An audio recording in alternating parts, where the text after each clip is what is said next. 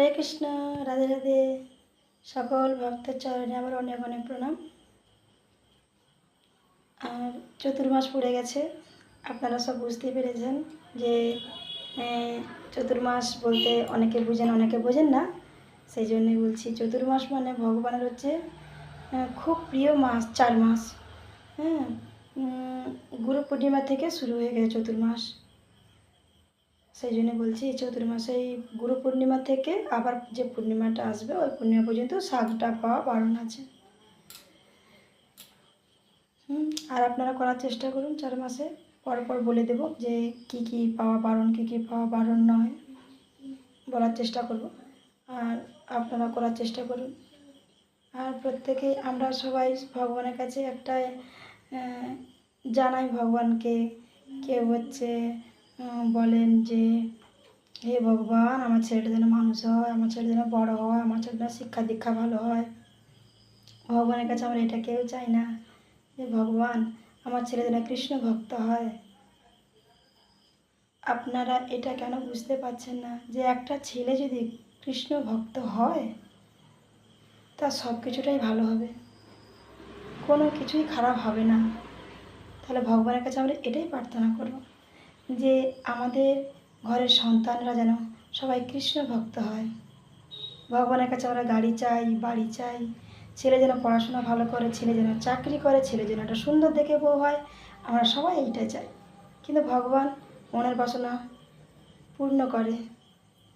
তারপরে ছেলেরা যখন বড় হয়ে অমানুষের মতো ব্যবহার করে তখন আমরা ভগবানকে দোষারোপ করি। হে ভগবান, কি দিলে তুমি এটা? তোমার কি চোখ নেই? তোমার কি কান নেই?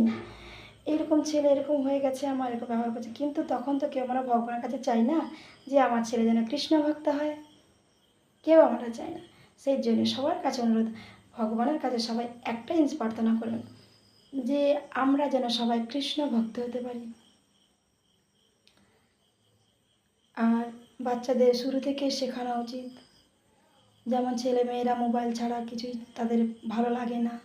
ছোটো ছোটো বাচ্চারা মোবাইল না দিলে পড়তে বসবে না, পড়াশোনা করবে না, একটু মোবাইল চাই, নাহলে খাবে না। কিছু কিছু সময় মোবাইল হয়তো দিতে হবে। কীরকম? শ্রীকৃষ্ণের কার্টুন আছে, জগন্নাথের কার্টুন, রামায়ণের কার্টুনের সব আছে, ওইগুলো দেখলে বাচ্চাদের গল্পের মতো কিছু শিখতে পারবে।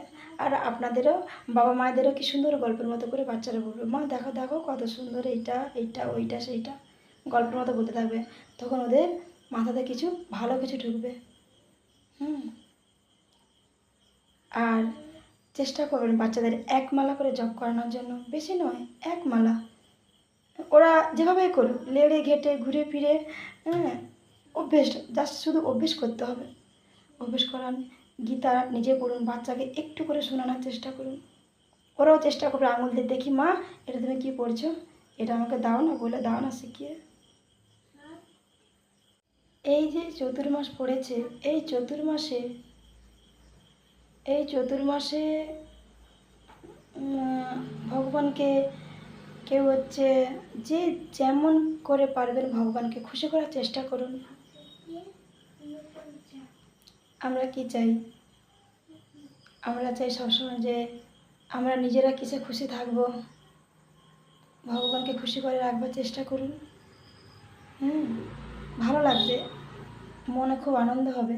কেউ মুখে গান গেয়ে ভগবানের ভজন করে খুশি করাতে পারেন ভগবানকে। ভগবানের নিত্য নতুন মালা গেঁথে ভগবানকে সাজাবেন, ভগবানকে সুন্দর করে রন্ধন করে মন দিয়ে ভোগ লাগাবেন। কেউ আবার ভগবানের গীতা শ্লোক পড়বেন প্রত্যেক দিন ভগবানকে খুশি করার জন্য। তুলসী তলায় জল দেবেন, তুলসী তলা প্রদক্ষিণ করবেন। এগুলো আপনারা করুন।